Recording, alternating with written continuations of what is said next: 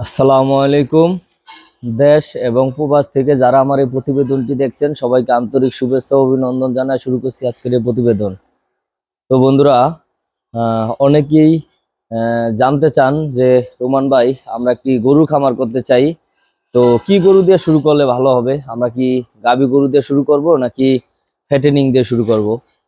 তো দেখেন, আমার অভিজ্ঞতা থেকে আমি বলবো যে প্রথমত আপনি ফ্যাটেনিং দিয়ে শুরু করবেন। এটা কারণ হচ্ছে গাভী গরুতে কিন্তু অনেক ধরনের রিস্ক আছে।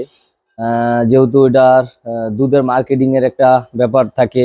তারপর আপনার অনেক সময় দেখা গেছে 3 লক্ষ টাকা দিয়ে আপনি গাভী গরু কিনলেন, যে কোনো কারণে ওর হয়তো দুধের উলান যেটাকে আমরা বলি ওটাতে যদি ডিস্টার্ব দেয় বা কোনো সমস্যা দেয়, তাহলে কিন্তু গাভীটা রিজেক্ট হয়ে যাবে। তো রিজেক্ট হলে আপনি এই গাভীটা যদি কসাইয়ের কাছে বিক্রি করতে চান, তাহলে কিন্তু আপনার 2.5 লক্ষ টাকার গাভীটা বিক্রি করতে হবে 1,20,30,000 টাকা। তো সবকিছু মিলেই আপনি প্রথমত গাভীতে যাবেন না, আপনারা যেটা করবেন ফ্যাটিনিং দিয়ে শুরু করবেন। বন্ধুরা, যারা নতুন খামার করতে চান, যারা জানতে চান যে আসলে ভাই আমরা কি দিয়ে করলে ভালো হবে, আমরা কি ফ্যাটিনিং গরু দিয়া শুরু করব নাকি গাভী গরু দেয়া? তো বন্ধুরা, আপনারা অবশ্যই ফ্যাটিনিং দিয়ে শুরু করবেন, কারণ ফ্যাটিনিং এ কিন্তু একটু রিস্ক কম, রোগবালাই কম। তো ফ্যাটিনিং দিয়ে শুরু করলে আপনারা যেটা করবেন সর্বপ্রথম, আহ, বড় সাইজের গরু নিতে যাবেন না। প্রথমত যখন আপনারা শুরু করবেন, 2, 4, 5টা 10টা গরু দিয়ে শুরু করবেন, কিন্তু আপনারা গরুগুলা কিনবেন 70,000 80,000 টাকা, এরকম লাখের নিচে গরু কিনবেন। কারণ এই ছোট সাইজের গরুগুলা কিন্তু আল্লাহ না করুক যদি কোনো ধরনের ভাইরাস টাইরাস অ্যাটাক করে, তাহলে কিন্তু আপনার বড় ধরনের লস হবে না।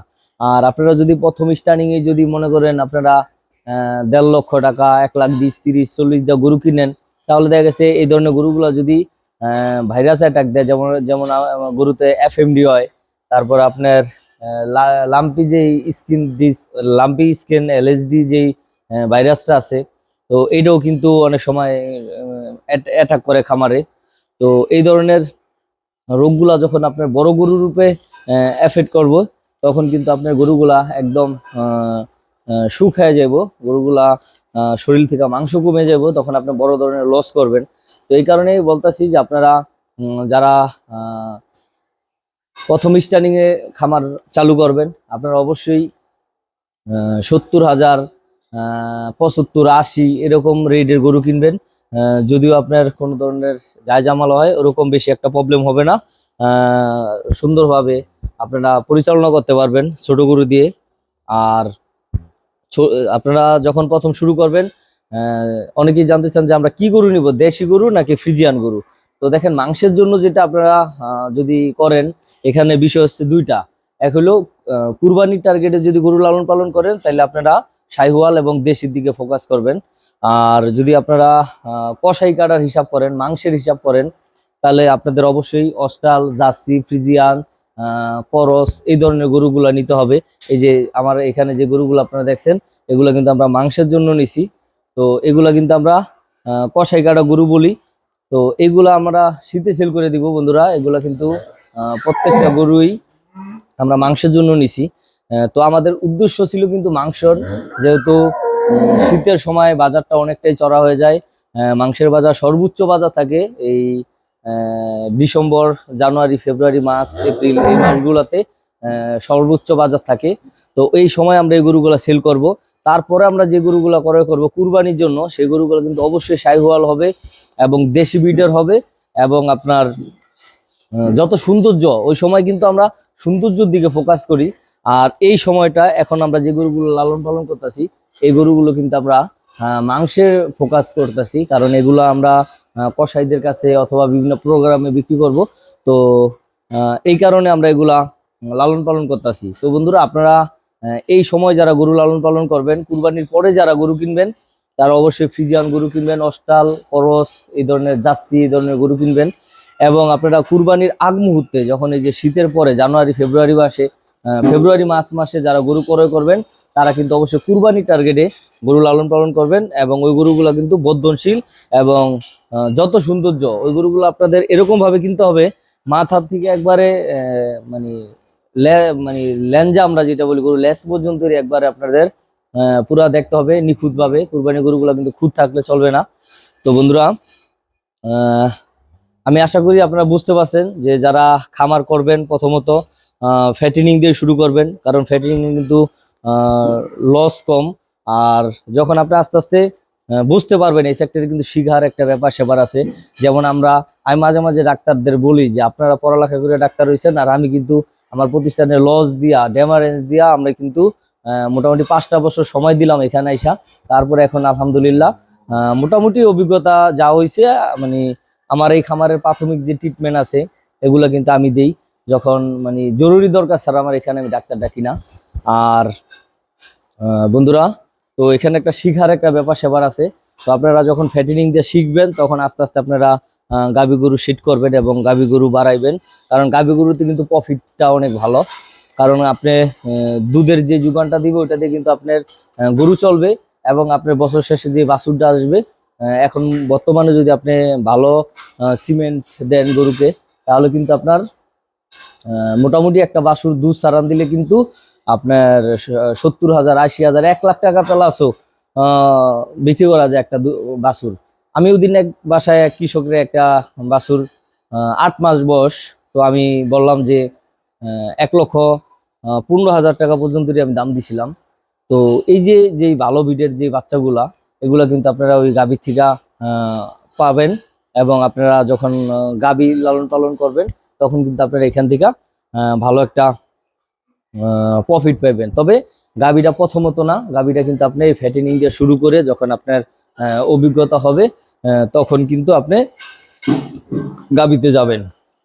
আর বন্ধুরা, এই যে খামার করার জন্য যেই গরুগুলো আপনারা সিলেক্ট করবেন, সে গরুগুলো কিন্তু যারা মাংসের জন্য নিবেন, আর আপনি প্রথমত দেশি গরুতে না যাওয়াই ভালো, কারণ দেশি গরু কিন্তু খাবে বেশি, আপনার বাড়বে কম। আর এই যে গরুগুলা এই যে দেখতেছেন এই যে আমাদের খামারে, এই গরুগুলা কিন্তু আলহামদুলিল্লাহ যেরকম খায় ওরকম কিন্তু আমরা ব্যাকফিট পাইতেছি, কারণ এগুলা থেকে কিন্তু ভালো আমরা পাইতেছি, এগুলার গ্রোথ খুব ভালো এগুলা আলহামদুলিল্লাহ। আমার এই গরুগুলো আপনারা অনেকেই দেখছেন, আমি অল্প কিছুদিন হয় আমার এই গরুগুলো আসছে, আসার পরে একটা ভাইরাস অ্যাটাক দিছিল।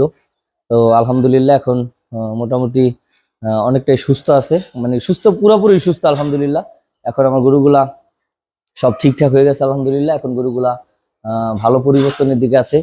তো বন্ধুরা, আপনারা আমি আশা করি যে আপনাদের বুঝাইতে পারলাম যে আপনারা যারা নতুন খামার করবেন এবং কি ধরনের গরু দিয়ে শুরু করবেন।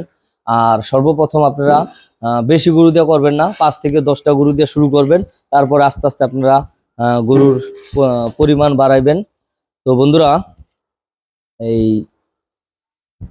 শেডটা কিন্তু অনেকেই পরামর্শ দেয়, গরুর যে এই শেড খামারটা যে তৈরি করবেন, অনেকেই বলে যে বাঁশ এবং তেরপাল দিয়া কম খরচে করতে। তো আমার পরামর্শ হচ্ছে যে বাঁশ আর তেরপাল দিয়ে শেড করবেন না, এটা কিন্তু আপনার অনেক বড় ধরনের একটা ক্ষতিগ্রস্ত হবেন। এটা কারণ হচ্ছে কিছুদিন পরে যে উপরে যে তেরপালটা দিবেন, এই তেরপালটা কিন্তু শুকাবে, মানে রোদ্রে শুকাবে এবং বৃষ্টিতে ভিজবে, আর এই তেরপালটা কিন্তু আস্তে আস্তে টেম্পার যাবে গা, এটা কিন্তু পচা যাবে তেরপালটা। আর যে বাঁশগুলা দিবেন মানে সেম হবে তেরপালের মতো, মানে বৃষ্টিতে ভিজবে রোদ্রে শুকাবে। তো এই বাঁশ আর তেরপাল এগুলো কিন্তু 1-2 বছর গেলে পচে যাবে, তারপর কিন্তু আপনি এখানে 2-3 লাখ টাকা যাই ব্যয় করবেন, এগুলো কিন্তু সব লস। তো এইটা না করে আপনারা অবশ্যই সর্বোচ্চ ভালো হয় আপনারা লোয়ার অ্যাঙ্গেল দিয়া এবং আপনার টিন দিয়া করলে সবচেয়ে সুন্দর হয়। আর ফ্লোরে অনেক ইট বিছাইতে বলে, যে ইট বিছাই ইটের সলিং দিয়া তারপরে আপনারা ফ্লোর করেন, এটা কখনো করবেন না, কারণ গরুর পাড়া ডেঞ্জারাস জিনিস, গরু পাড়াইতে পাড়াইতে ইট কিন্তু বেকাতারা হবে। তারপর ওই জায়গায় গরু যখন প্রস্রাব করবে তখন, বা আপনি গরু গোসল করাবেন, পানিটা কিন্তু ওই জায়গায় জমিয়া থাকবে, একটা প্রবলেম হবে। সবসময় ফ্লোর এরকম আপনারা ঢালাই দিয়ে দিবেন, এই যে এরকম ফ্লোর গুলা ঢালাই দিয়ে দিবেন, এই যে আমার পিছনে দেখতে পাচ্ছেন এগুলো কিন্তু সব ঢালাই দেওয়া। মানে এই আধাবিধি কাজটা আমার পছন্দ না, আর এটা কিন্তু অনেক বড় ধরনের মানে লোকসান গন্ত হবে আপনাদের যদি আপনারা এই কম খরচে সেট করতে চান। কারণ এই গরুর ব্যবসাটা কিন্তু নেশার ব্যবসা, এখানে আপনি যখন আসবেন ইনশাল্লাহ এখান থেকে বের হইতে পারবেন না। এটা কারণ হচ্ছে এটা ভালোবাসার জায়গা। আমার যখন মন খারাপ থাকে বন্ধুরা, আমি কিন্তু সরাসরি আমার গাড়ির চাবি নিয়ে আমি গাড়ি নিয়ে বেরিয়ে যাই, আমি শেডে চলে আসি। আমার যখনই মন খারাপ থাকে আমি যেখানেই থাকি আমি আইসা পড়ি শেডে, কারণ এখানে এই পশু পাখির সাথে সময় যত দিবেন আপনার মন ভালো থাকবে। মানুষ বেইমানি করতে পারে আপনার সাথে, এই পশু পাখি কখনো বেইমানি করবে না, আর এরা আপনার ভাষা বুঝবে। আমি যখন বাসায় আসি আমার গাড়ির আলাপ পাইলে মানে প্রত্যেকটা গরুর রাতে শোয়ানোর থেকে মানে এরা দাঁড়ায় যাবে গা, মানে আমার গাড়ির আলাপ পাইলেই হয় যে মানে বুঝতে পারে যে আমি বাসায় আছি। তো বন্ধুরা আপনারা এই কম খরচে সেট করতে যাবেন না, কম খরচে সেট করলে 100% লস, মানে এটার কোনো বিকল্প না। আপনি 2-4 লাখ যাই করবেন খরচ করবেন, 1-2 বছরের ভিতরে ওগুলা শেষ হয়ে যাবে গা। তো ওইটা না করে আপনারা সুন্দরভাবে পরিকল্পনা করে আপনারা ড্রয়িং করে খাতা কলম নিয়ে বসবেন, কয়টা গরু লালন পালন করবেন এগুলো ড্রয়িং করবেন। তারপরে আপনারা কত টাকার ভিতরে খামার করবেন। যদি আপনি 10 লাখ টাকা দিয়ে শুরু করেন তাহলে আমি বলবো 6 থেকে 7 লাখ টাকার ভিতরে আপনি গরু কিনবেন। যদি 10 লাখ টাকা নিয়ে আপনি মানে কম পুঁজি নিয়ে যদি খামারে আসেন তাহলে আমি বলবো যে আপনি 6 থেকে 10টা গরু কিনবেন। আপনি ধরেন 70,000 করে কিনলে 7 লাখ টাকা। আপনি এই 10টা গরুর জন্য সেট করতে যদি সমতল জায়গায় করেন তাহলে আপনার 2 লক্ষ টাকার মতো খরচ হবে, 9 লক্ষ টাকা। আর 1-1.5 লক্ষ টাকা আপনি আদারের জন্য রাখবেন, আর পরবর্তীতে লাগলে কিছু সাইটের থেকে টানটুন দিয়ে গরুরে আপনি খাবার ম্যানেজমেন্ট করবেন। তো বন্ধুরা এভাবে যদি আপনারা করেন তাহলে কিন্তু ইনশাল্লাহ এখান থেকে প্রফিট বের করতে পারবেন। এবং অল্প বিস্তর গরু দিয়ে করলে আপনি রাখাল না রেখে আপনি নিজে শ্রম দিবেন, তাহলে প্রতি মাসে আপনার 15,000 টাকা নিজের বেতন খাড়া থাকবে। এই জায়গা থেকে প্রফিট যা আসবে অ্যাড করে আপনি মোটামুটি ভালোভাবে চলতে পারবেন। তো বন্ধুরা আমি কিন্তু ফেসবুক পেজে একবারে নতুন ইউজার। তো যারা আমার এই ভিডিওটি দেখবেন ফেসবুক পেজের থেকে অবশ্যই পেজটি ফলো দিয়া আমাদের সাথেই থাকবেন।